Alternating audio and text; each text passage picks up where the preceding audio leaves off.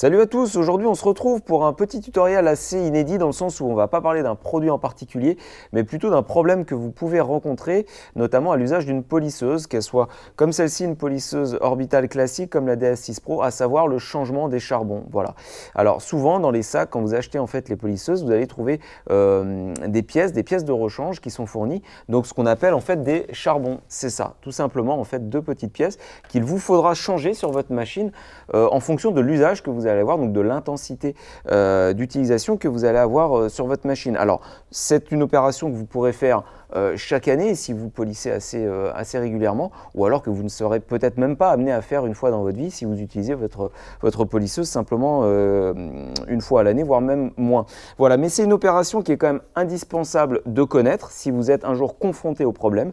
Alors, les symptômes qui vous permettent de vous mettre un petit peu la puce à l'oreille quant au changement indispensable des charbons, c'est quoi? C'est essentiellement une polisseuse qui va perdre un petit peu en régime, et ce, quelle que soit en fait la consigne de vitesse que vous allez choisir à l'arrière. Même en vitesse maximale, vous allez voir qu'à l'usage, la machine va perdre en fait en puissance, en vitesse. On aura l'impression que le moteur s'assoit un petit peu quand on va vouloir effectuer une certaine pression. Donc ça, c'est un signe qu'effectivement les charbons sont usagés et qu'il faut procéder donc à leur remplacement. Alors là, le tuto, on va voir exactement comment remplacer ces charbons. Vous allez voir que c'est une opération qui est très facile, qui nécessite vraiment très peu d'outillage et qui va prendre à peu près, on va dire, 5 minutes pour quelqu'un d'un petit peu bricoleur. Dans un premier temps, évidemment, vous allez veiller à mettre hors tension la machine, donc déconnecter le câble. Et ensuite, il vous faudra utiliser donc un petit tournevis cruciforme. Donc idéalement, vous allez repérer en fait une vis à l'arrière de la machine, donc une vis à empreinte cruciforme, que vous allez devoir dévisser. C'est la seule et unique vis pour l'instant sur le carter, donc sur le corps de la machine, que vous allez devoir dévisser pour ensuite accéder à la zone où sont présents les charbons. Vous allez donc ensuite sortir en tirant un tout petit peu sur l'extrémité du carter, donc vous allez sortir la coque arrière et vous allez arriver donc à la partie donc avec la carte PCB donc pour la commande du variateur et différents organes de contrôle, différents fils. La zone qui nous intéresse, nous, c'est celle-ci que vous voyez avec le petit ressort à lame et donc son homologue juste à l'arrière. Voilà. Donc les charbons, ce sont simplement ces deux pièces que l'on voit un petit peu en profondeur dans le logement ici, reliées donc par ces petits fils de cuivre. Voilà, vous en avez donc un ici et un ici. Alors, pour procéder en fait à leur retrait, c'est très simple. Il va simplement devoir en fait, on va devoir en fait utiliser un tout petit tournevis plat comme celui-ci pour pouvoir aller déloger la cosse, vous voyez, ici sur la petite patte, la petite branche qui est ici. Voilà, donc vous délogez simplement donc, le connecteur du premier charbon.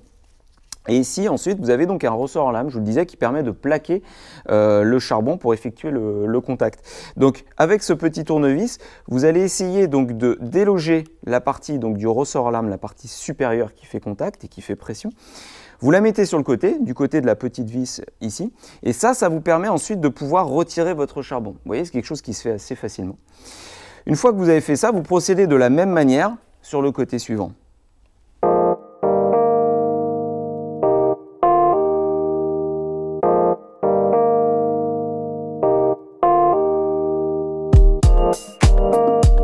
Voilà, donc j'ai procédé au retrait des deux charbons de ma machine. Donc vous pouvez voir que ces charbons-là sont encore bons, ils peuvent encore être utilisés. Si je compare en fait avec des charbons qui sont neufs, donc vous pouvez voir ici que la longueur est encore acceptable. C'est-à-dire qu'on a à peu près utilisé un quart, on va dire, du charbon, sachant que vous allez voir sur des charbons usés, on n'utilise jamais en fait le charbon dans sa globalité, mais on voit qu'en fait les charbons sont encore largement utilisables. Si je compare des charbons neufs donc avec des charbons usés, là on voit qu'effectivement le charbon est complètement usé. On est à moins de la moitié de la surface exploitable. Donc là, en conséquence, effectivement, le changement n'est plus conseillé, mais forcément obligatoire dans le sens où votre machine réagirait beaucoup moins en fait au polissage. Vous aurez donc des pertes de puissance qui sont vraiment notables. Vous ne pourrez plus donc travailler efficacement, voire même la polisseuse s'arrêterait complètement. Voilà, donc là effectivement on va donc procéder au remplacement des charbons par 2 modèles neufs que vous pouvez trouver donc sur la boutique Maniac Auto sans aucun problème. Ce sont des charbons que vous pourrez utiliser donc sur ce système de polisseuse, donc la DA6 Pro classique, mais vous pouvez également aussi les utiliser sur des polisseuses d'autres marques comme les polisseuses Rupes, ça fonctionne parfaitement. Voilà, donc ensuite pour procéder au remplacement des charbons, et ben vous procédez de la manière inverse, c'est-à-dire que vous placez le charbon dans l'orifice, vous connectez le connecteur, vous replacez le ressort à lame et surtout, je vous conseille pendant que vous y êtes de procéder à un petit nettoyage pour effectivement évacuer un petit peu la poussière que vous avez pu générer au fur et à mesure de vos rénovations, parce que la poussière de polish, c'est quelque chose qui est très volatile et qui se dépose absolument partout. Donc, pour une fois que vous avez ouvert effectivement votre capot, profitez-en, faites un petit peu de nettoyage et contrôlez que tout est OK.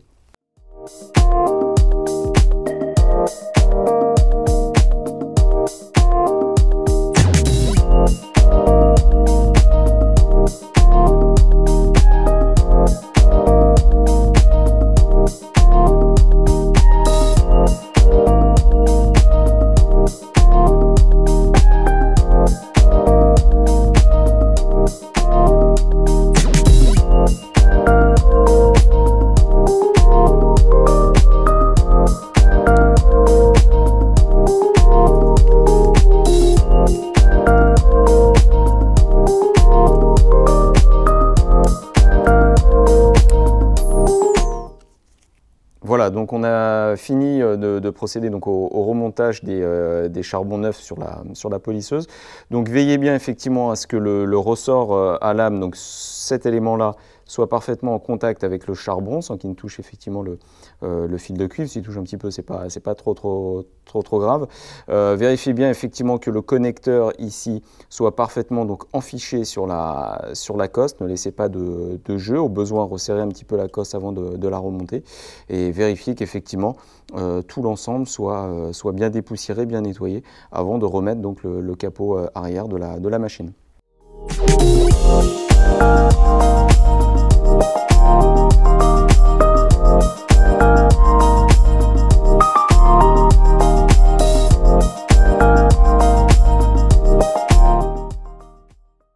Voilà, donc vous avez pu voir, il n'y a rien de sorcier dans le changement des charbons d'une polisseuse. Veillez bien simplement à faire un contrôle régulier. Alors comme je le disais en début de vidéo, tout va dépendre effectivement de l'intensité d'utilisation que vous avez de votre polisseuse en termes d'heures de travail ou en termes de nombre de rénovations que vous faites. Il est évident que moi, par exemple, qui utilise mes machines tous les jours, je vais les changer entre 4 à 6 mois à peu près d'utilisation.